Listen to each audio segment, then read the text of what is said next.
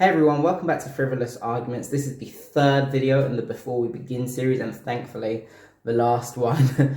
This is Before We Begin Why. We're going to be looking at the second core subject area for the channel, that being mental health, and we're also going to talk a little bit more about the purpose of the channel and how it came about. So after I left university, I was very deep in depression. I was unable to get a job. Mental and physical health was just down the drain. Yeah, it wasn't pretty. I was sitting in a dark room in my mum's house. I had the Xbox on with YouTube playing random videos, and I was there writing and drawing for personal stories that I do. A video came on, and there's a guy called Gary Vaynerchuk who is an entrepreneur, but very much not your typical version. He was giving a keynote speech and somebody asked him a question about hard work versus talent. And I had phased out because I've heard this discussion a million times. You've got that stupid saying, hard work beats talent when talent doesn't work hard. Yeah, I have a lifetime of experience that says that's not true. But anyway, he said something. He said something which I'm sure I must have heard before, but for some reason when I heard it this time, my brain just went. He said, why not be the most talented and the most hardworking person in the room?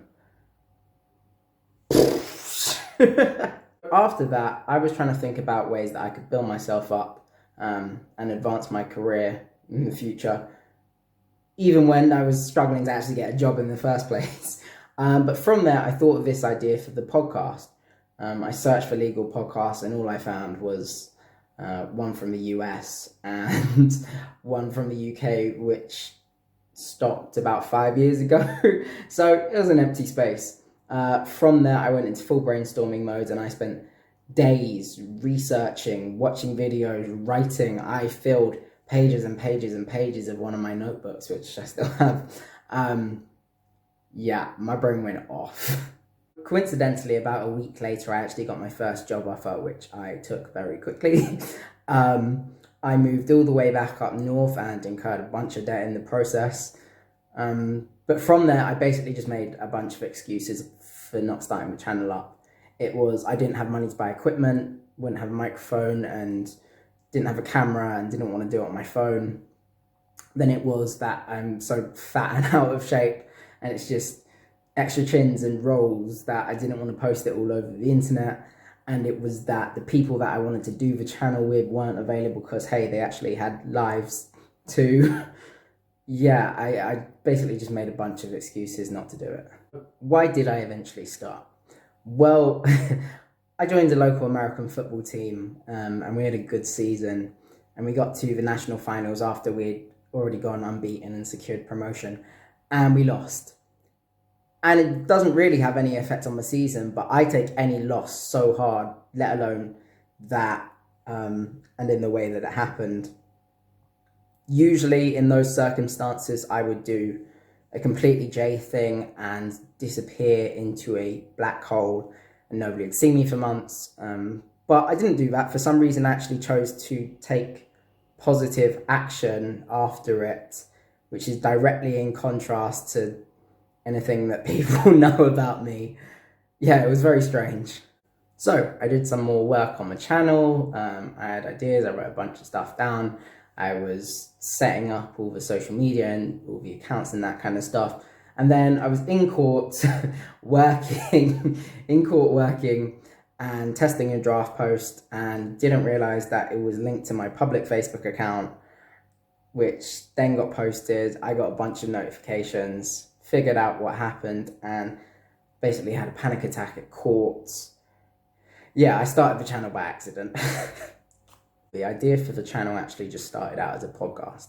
Since then, it's grown to include blogs, memes, tweets throughout my day, interviews, talk shows, crazy bunch of stuff. All of that is coming, by the way.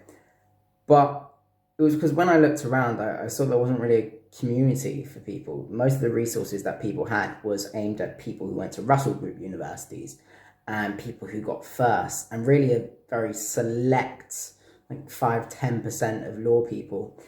There wasn't anything for anybody else, and there also wasn't a community for people who didn't study the law and didn't want to work in the law but were interested in law.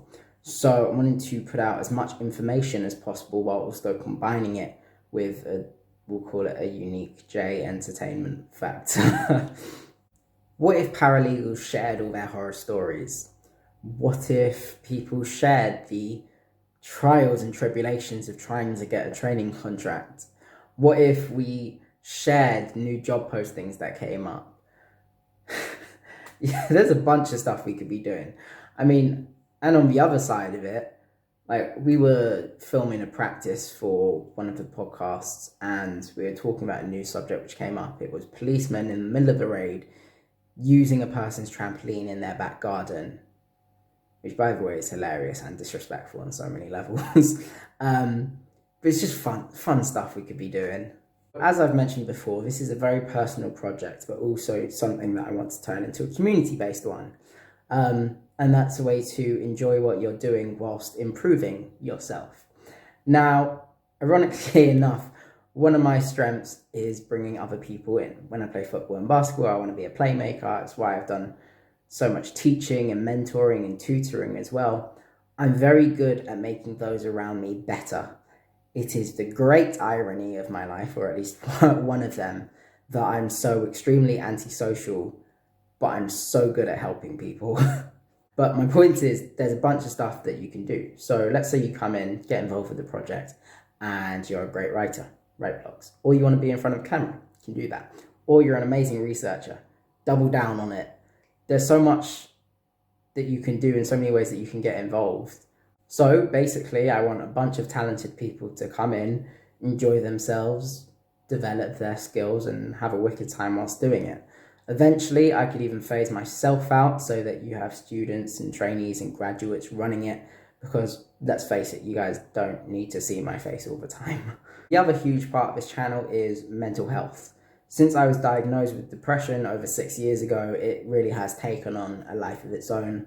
I've been on and off medication. I've had more therapists and medical professionals than I can count. It's amplified and made my OCD a million times worse. Yeah, it's been crazy. Depression is different and personal for every single person it impacts. Mine is different to everybody else's. It doesn't make me sad or affect my moods or make me seem like a different person, and people still get confused by the fact that I'm depressed and smile all the time. So with my depression, it amplifies everything about me. So, for example, it turns me from being antisocial into hibernating for months on end without being seen. I also recognize that it comes with a lot of pros as well as cons. I'm a lot more productive when I'm in a state as well, for example. For years, people have asked me how I'm going to get out of it or what I'm going to do to get out of it. And truth be told, I don't know, and I don't really care, because apathy is also a huge part of it, in addition to the fact that, like I said, it has a bunch of pros too. But they also ask how I lift myself up when I'm extremely low, and the truth is, I don't, or there's no set method for doing it. It just randomly happens, to be perfectly honest. I'll be at one of my lowest points, and then something changes. Like in August 2018, when I was at that really low point, that spark went, the switch flipped, and my brain just went off on one. Didn't even think about it, just happened. Now, I know that in recent years, the subject of mental health has been spoken about increasingly in society, but truth be told, it's just not good enough. One of the reasons I say this is that we're talking about it more, but we're not talking about it differently. Currently, as it stands, mental health is this huge negative thing. We talk about mental health reactively. Once something bad happens, we don't talk about it proactively, which we should do. When you're learning about physical health, you're not just learning to spot things which are bad, you also talk about how to promote health and well-being in a general sense. You talk about how to be fit, you talk about how to cook healthy foods, all that kind of stuff. We don't do that with mental health. We should be doing it from when people are in primary school, really. People don't know how to look out for signs in their friends. People don't know how to take care of their own mental well-being. People don't know that it's okay to cut out toxic people and environments from their lives. Mental health is not a blanket issue. It's different for everyone and it needs to be treated as such. Men's mental health is very different from women's mental health. Mental health within Black communities and Asian communities and Hispanic communities, all different too. For example, let's talk about a sensitive subject. It's one that needs to be handled with care, so I will approach it very carefully, and that is self-harm. Whew, here we go, this will be fun. I have a history of self-harm. People have always struggled to talk to me about it because the approach that they take is the same as society's, which is very one track and very, very far off base. I don't self-harm when I'm angry or upset. I don't do it after something bad has happened. I'm never out of control. I definitely don't do it when I drink. It's always been logical and methodical. I've always been very careful. I always keep track. I count as I go along. I write the number down. It's been, I think, nearly 300 times now. The exact figure is written somewhere. But people struggle with it for all those reasons. It doesn't make me feel any better. It's not trying to solve anything. It's not a subject which people can really talk about comfortably. Those of you that know me know that I'm basically always in a t-shirt and shorts. No matter if it's freezing outside, if it's pouring down, I'll be in t-shirt and shorts. It's actually the first frost of the year outside right now, and I will be in t-shirt and shorts today. When I was at uni, and I would turn up t-shirt and shorts as always, and self-harm showed. I was accused of being attention seeking, which really wasn't the case. I was literally behaving exactly as I always do.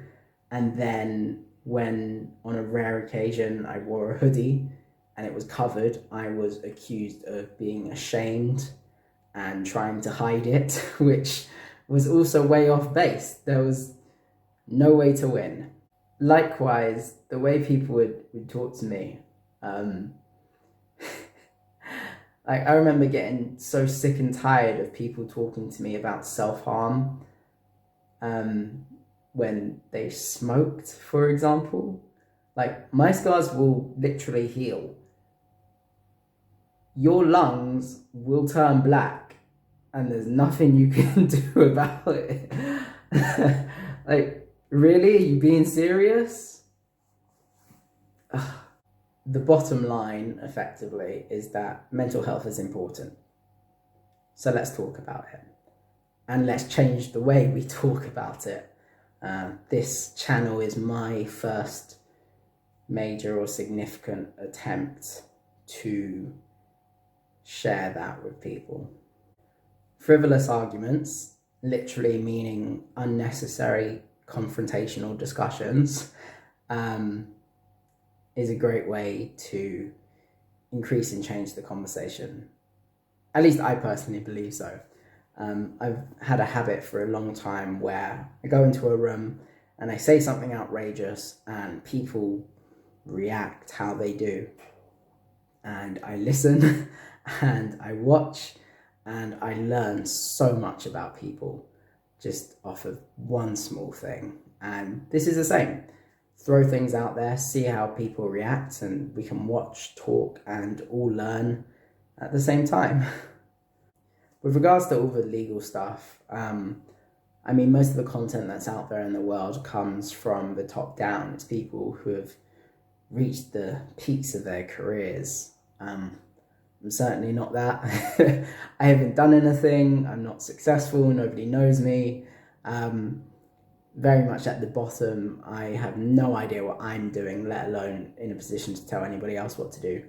But that's good. I think it's an angle which needs to be explored more from both myself and others.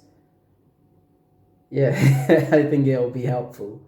And then with regards to mental health, as I said, it's extremely personal. Mine won't be the same as yours. So all I can do is share my experience with depression and anxiety and antidepressants and the NHS and all that kind of stuff. And hope that some of it helps someone, hope that it encourages someone, hope that it leads to opening up a discussion. Like, all of you know that I'm here, and some of you have messaged me randomly in the past, and we'll just talk, and I'm happy to do that. And just hoping that I can make some kind of impact that way. It just got to the point, and it's been at that point where I don't see enough being done with regards to mental health. So, F it, I'm gonna take a step and try and make a difference myself, I guess. All I can really do is share my journey with you all and hope to bring you some value and make you laugh. And I realize that I say that in like every single one of my videos and it's repetitive, but that's just because it's true. That's literally it. It is really simple. But yeah, this has been the final video in Before We Begin series. Now we can get started properly. I've got content already recorded, which I'm excited to bring to you all. And yeah, thank you so much for watching. I've been Josiah. This is Frivolous Argument, and I can't wait to get started.